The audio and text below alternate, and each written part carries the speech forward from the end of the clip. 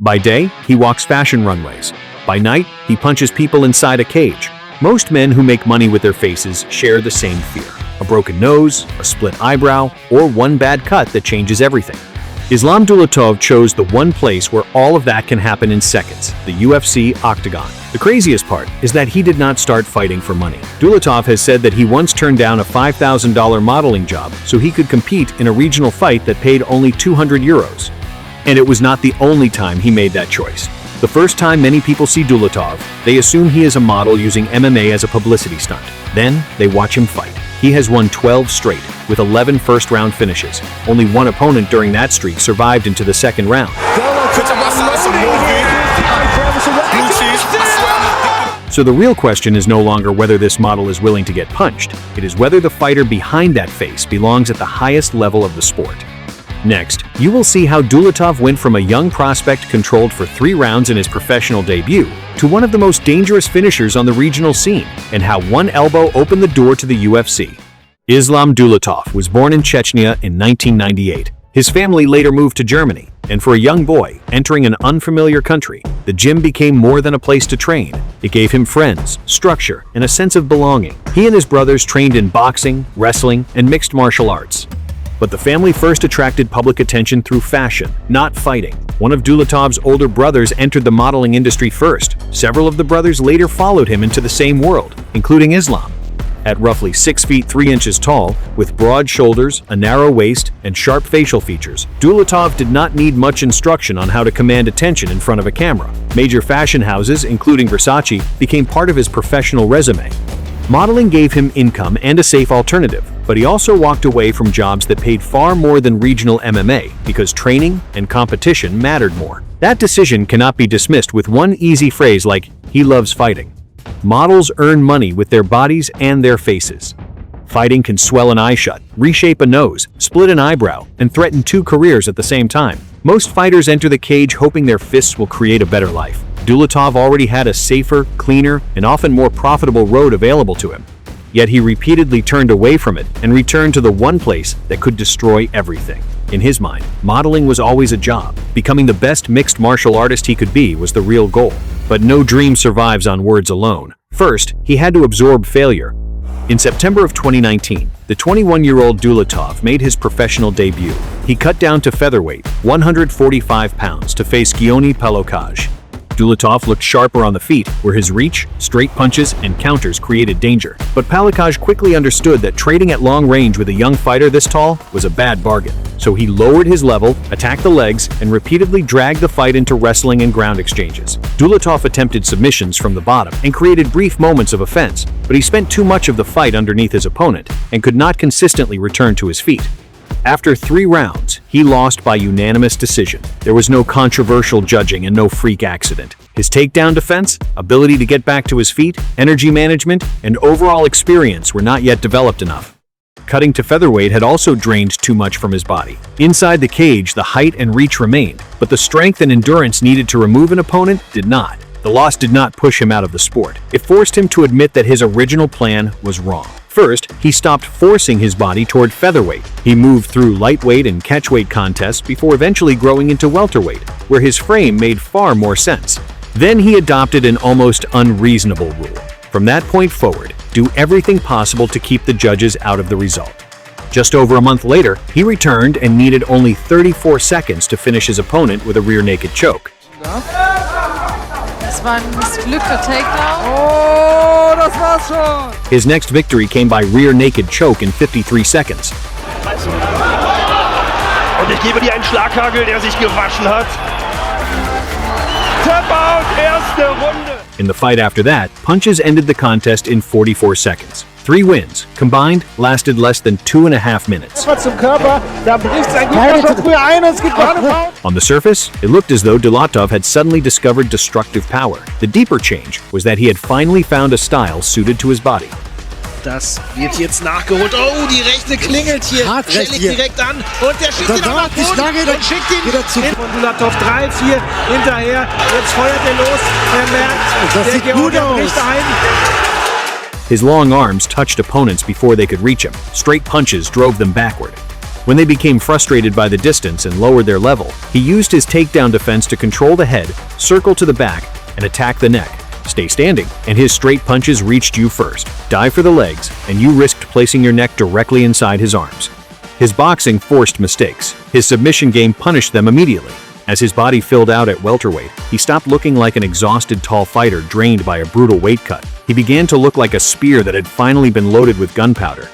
Dulatov's most dangerous weapon was not a spinning attack or an exotic technique. It was direct line offense. He used the lead hand to make opponents comfortable with punches coming straight toward them, then drove the rear hand through the guard. Once they began retreating too quickly, his long stride consumed the remaining space. Many tall fighters panic when opponents close the distance. Dulatov did not. In the clinch, he used his forearms and head position to hold opponents in place while driving knees into the body. If they turned away or lowered their head to escape, his arms wrapped around the neck. He did not choose between striking and grappling.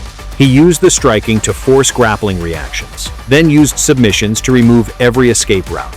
4 months later, Dulatov entered Brave CF, the same promotion in which Khamzat Chimaev had once competed. His opponent, Cleveson Cruz, brought significantly more professional experience. This time, Dulatov could not immediately drag the fight into the type of ground exchange that had ended his earlier contests. So he measured distance with kicks and used repeated 1-2 combinations to compress the space. When Cruz reached the fence and attempted a takedown, Dulatov stabilized his base, defended the shot, and turned back toward the center. The finish did not come from one miraculous punch. It came from a sequence of pressure, range control, and accumulated damage.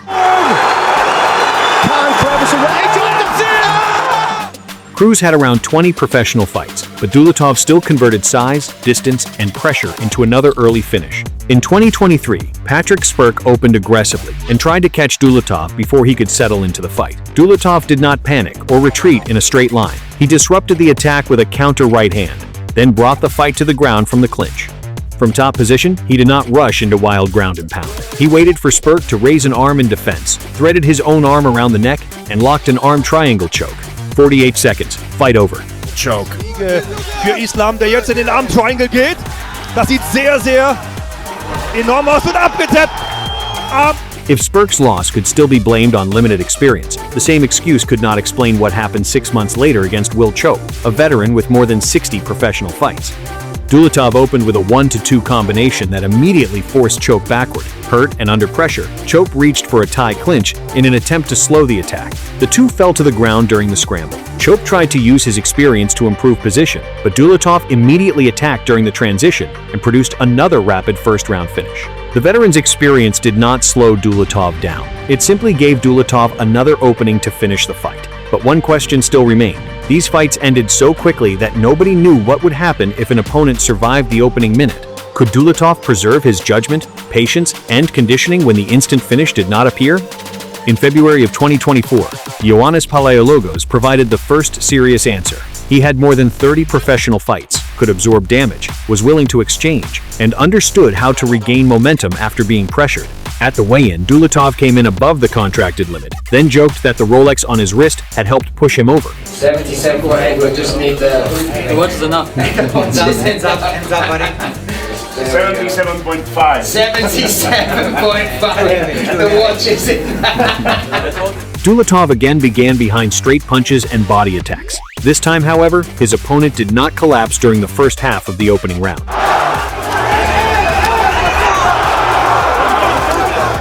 Další tvrdá zadní. Dobrá zadní na spodek. There was also an accidental foul, a straight punch aimed at the body straight into the groin, forcing the referee to stop the action and issue a stern warning. Long interruptions can break the offensive fighter's rhythm while giving the damaged opponent time to recover. When the fight resumed, Palaiologos was still able to return to his feet and fire back. Dulatov did not respond by emptying his gas tank in a desperate attempt to force the finish. He continued walking his opponent toward the fence, used straight punches to raise the guard, and drove knees into the body. With only seconds remaining in the round, Palaiologos' posture and breathing finally collapsed together. 4 minutes and 59 seconds, the referee stopped the fight.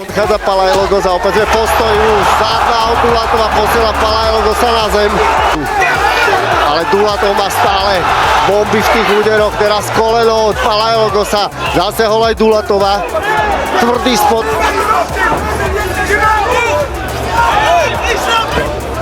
Skončí Dulatov, tak to možná skončí rozhodčí. A je tam pokus o arm. Ale Lugos trefil tvrdou zadní. Ještě 3 vteřiny. Další tvrdé koleno. Je konec. The final knee did not instantly knock his opponent unconscious. It drained away the last of his resistance. More importantly, Palaiologos had survived the early assault, and Dulatov had remained patient. In October of the same year, Dulatov arrived in Las Vegas for Dana White's Contender Series. One win separated him from a UFC contract. His opponent, Benilto Antunes, was shorter, more compact. Round, Dulatov had earned a UFC contract. Dana White was not signing a face. He was signing a welterweight who entered every fight looking for a finish and refused to settle for a safe victory. Afterward, Dulatov described his plan in simple terms. Either I knock him out or he knocks me out. It sounded fearless, but it also revealed the risk that would follow him into the UFC. On the regional scene, turning every contest into a short, violent duel created overwhelming pressure. In the UFC, every opponent has seen power before. They study how tall fighters retreat, how their weight shifts, and where their posture breaks during combinations. Believing too strongly in the first-round finish can expose the chin during a chase. Overextending for one final punch can give an opponent access to his hips, a takedown, or even his neck. Dulatov had proven he could finish fights. He had not yet proven that he could calmly win every minute when the finish refused to come. 9 months later, at UFC 318, Dulatov finally stepped inside the Octagon. Adam Fugitt was not a prop placed beside him for a fashion shoot. He was a veteran with UFC experience, length, to knocking out a UFC veteran in his first appearance inside the Octagon. That victory answered the question posed at the beginning. Dulatov was not a model using fighting as a publicity stunt.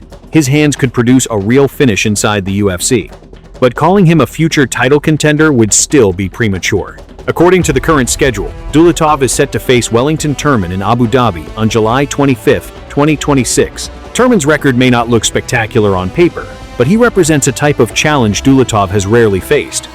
He has extensive UFC experience, is willing to keep working through clinch exchanges, and owns multiple submission victories. Can Dulatov extend his winning streak when the next opponent refuses to give him the clean fight he wants? He is not yet part of the division's elite, and compared with stars such as Khamzat Chimaev, many fans still do not know his name. But Dulatov did not leave the runway for the cage because he needed money, or wanted to decorate his modeling resume. When the choice was $5,000 for a photo shoot or 200 euros for a fight, he chose the fight. When he lost his professional debut and looked helpless underneath an opponent, he did not retreat into the spotlight. He changed divisions, improved his wrestling, and finished the next 12 men placed in front of him. Versace made the world remember his face. His UFC debut made people remember his fists. Thank you for watching Fight Epoch. Here, we tell the stories of fighters who deserve more attention. We will see you in the next video.